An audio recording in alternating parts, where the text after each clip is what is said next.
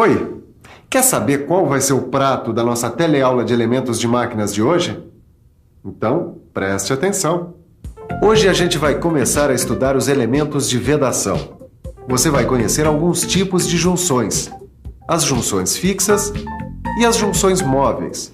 E vai conhecer também alguns dos elementos intermediários usados na vedação de junções fixas. Bom, agora você deve estar se perguntando: o que é que tudo isso tem a ver com essa panela de pressão? É o seguinte, meu amigo, essa panela aqui funciona com um elemento de vedação, que nesse caso é esse anel de borracha aqui, ó. Esse elemento de vedação, ele garante a vedação completa da tampa na panela de pressão. Pelo menos é isso que deveria acontecer. Qual será o problema aqui? Vedação. Como é que é? O problema dessa panela aí, ô Titão, é vedação. Que nada, Silva. Essa borracha aqui que não dá mais pro gasto. Eu sei, mas é que aí no caso ela serve como elemento de vedação. Vedação? É, elemento de vedação porque impede que o vapor saia de dentro da panela. Aliás, o papel dos elementos de vedação é exatamente esse: impedir que o fluido saia de um ambiente fechado. Quer dizer que até na borracha da panela de pressão tem mecânica pra gente aprender. É isso aí. Tudo o que impedir a troca entre fluidos que estão dentro e fluidos que estão fora serve como elemento de vedação. Eu vou te dar um exemplo. Tampinha de garrafa é elemento de vedação. E mais, as tampas das térmicas, as borrachas das portas das geladeiras também servem para isolar um conteúdo e, portanto, também são elementos de vedação.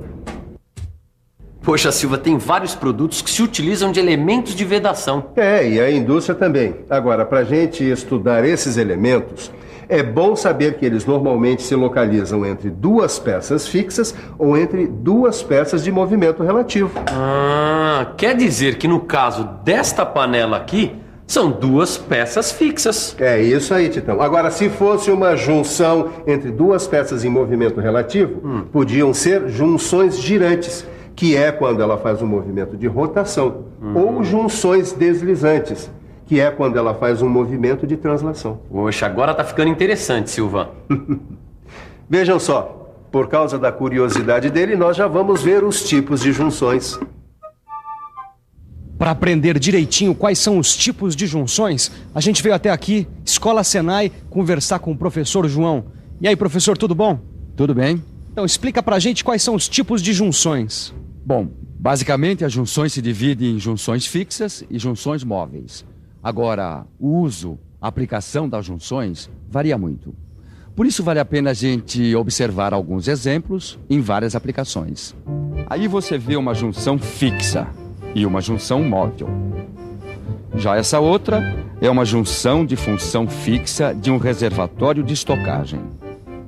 E essa aí é uma junção de função móvel que tem movimento relativo de rotação e de translação.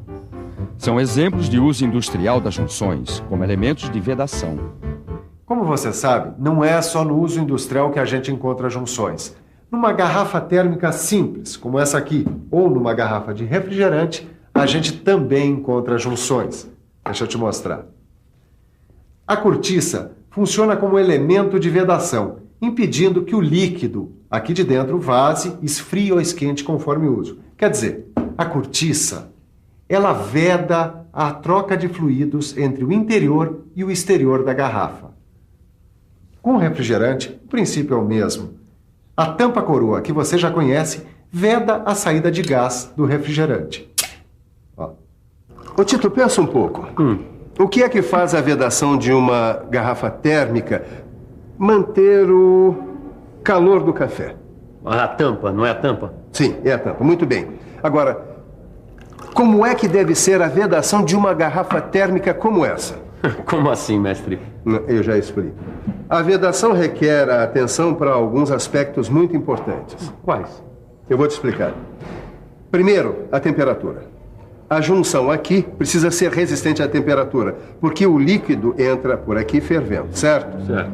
Tem também o acabamento das peças. Se essas peças não tiverem um bom acabamento, não vai ter vedação que segure, não é isso? Uhum. E depois vem a pressão. O café quente, que é o fluido a ser vedado aqui, faz a maior pressão na junção da tampa, não é? É verdade. Então, ele força o vazamento. Por isso que é tão difícil achar uma boa garrafa térmica no mercado. Exatamente. E tem mais um aspecto que precisa ser levado em consideração para a gente ter uma boa vedação: o estado físico. Estado físico? Complicou. É simples, Tito. Os estados físicos são 3: sólido, líquido e gasoso. Ah, isso eu sei. Os fluidos líquidos são mais fáceis de serem vedados que os fluidos em estado gasoso. Por isso que os balões que eu compro para minha sobrinha acabam murchando, porque sai o ar pela vedação. Agora, se a vedação é difícil em produtos simples, como esses que a gente comentou, imagine numa indústria que tem caldeiras, altos fornos, tubulações de alta pressão e o diabo a 4. Poxa, uma vedação mal feita pode causar o maior acidente. Mais uma razão para você aprender mais sobre os elementos de vedação das máquinas, estudando sua classificação. O professor João vai explicar pra gente como é feita a classificação dos elementos de vedação. Em 2 grupos: os elementos de vedação de junções fixas e os elementos de fixação de junções móveis. Como são os de junções fixas? Bom, as vedações em junções fixas podem ser feitas de maneira direta ou de maneira indireta. E qual é a diferença entre uma e outra? Tem vários tipos. As vedações diretas, por exemplo, podem ser dos seguintes tipos. A vedação em ogiva, por exemplo. Ela é usada para baixas pressões e é efetuada numa superfície tronco-cônica com esfera, como a gente vê na figura aí na tela. Outra vedação direta é a vedação em faca. Essa já é usada para médias pressões e é efetuada pela aproximação de uma coroa circular a um plano. E essa aí é a vedação cônica. Usada para altas pressões, esta é a melhor vedação. Ela se efetua entre 2 superfícies cônicas, tendo geratrizes coincidentes, como mostra a figura. Mas me explica mais uma coisa. Além dessas vedações diretas, que foi o que a gente acabou de ver, as junções fixas também funcionam com elementos intermediários, certo? Certo. Nessas vedações, a gente usa elementos intermediários, as guarnições. As guarnições são peças flexíveis que a gente coloca entre 2 superfícies rígidas para impedir a passagem de fluidos. Elas podem ser de borracha, cobre, cortiça ou amianto. E tem formatos variados. Você encontra guarnições chatas, toroidais, perfiladas, revestidas. O bom dessas guarnições é que elas vedam com maior facilidade do que nas vedações diretas. É só fazer pressão na guarnição que ela se amolda entre as superfícies a serem vedadas. Bom, se você der uma boa estudada na aula de junções do seu livro, você vai encontrar uma tabela com uma descrição completa das guarnições para junções fixas. Agora, você vai ver alguns exemplos de aplicações dessas guarnições. Nessas flanges, repare que a guarnição plana se encaixa conforme o contorno das peças. Já nessa peça, a guarnição se encaixa numa outra posição. Agora, nessa guarnição para a junção fixa aí, que é conhecida como arruela Deutsch, o anel externo é de metal e o interno de material elástico. Veja o detalhe da ampliação. Ele mostra como a pressão deforma o anel elástico, aumentando a vedação. Por isso, a arruela Deutsch é muito usada na vedação de fluidos gasosos. Agora, Tito, a Deutsch é apenas um exemplo de guarnição para a junção fixa. Agora, tem muitos outros. É verdade. O pessoal lá do almoxerifado me deu um anel super interessante. É um anel, eu acho que serve para vedação. É o O-ring, você conhece? Claro que eu conheço. O O-ring é um anel toroidal e é usado como guarnição para as junções fixas e móveis. O anel O-ring, ou OR, como a gente chama para facilitar, ele tem seção circular e é usado em situações especiais. Se você der uma boa conferida aí no seu livro de estudos, você vai encontrar uma tabela com as cotas e tolerâncias dos anéis OR. Agora eu vou mostrar para o Tito como é que se monta um anel O-ring numa junção fixa. Tá vendo, Tito? Aqui o OR está em posição de equilíbrio. Já aqui, ele está em posição de pressão da direita. É assim que o OR funciona numa junta fixa. Legal, hein, Silva? Eu acho que eu já tô dominando esse assunto aí. Tá, vamos lá com calma, Tito. Você sabe que para matar a cobra tem que mostrar o pau.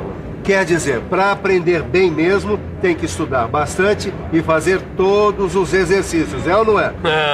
Tem razão, mestre Silva. Sem estudar, a gente não pega de jeito o bicho dos elementos de máquina. É isso aí. Mas antes de começar a estudar, é bom dar uma conferida no que a gente viu hoje aqui na nossa teleaula. E atenção, se liga aí que é a hora da revisão. Na teleaula de hoje, a gente começou a estudar os elementos de vedação. Você viu que existem vários tipos de junções, entre elas as junções fixas e móveis. E viu também que algumas junções funcionam com os chamados elementos intermediários, como é o caso das guarnições. E aí, gostou do prato dessa nossa teleaula? Então, pode ir se preparando. Quer dizer, pode ir estudando no seu livro, porque na próxima teleaula a gente vai ver mais elementos de vedação. Bons estudos e até lá!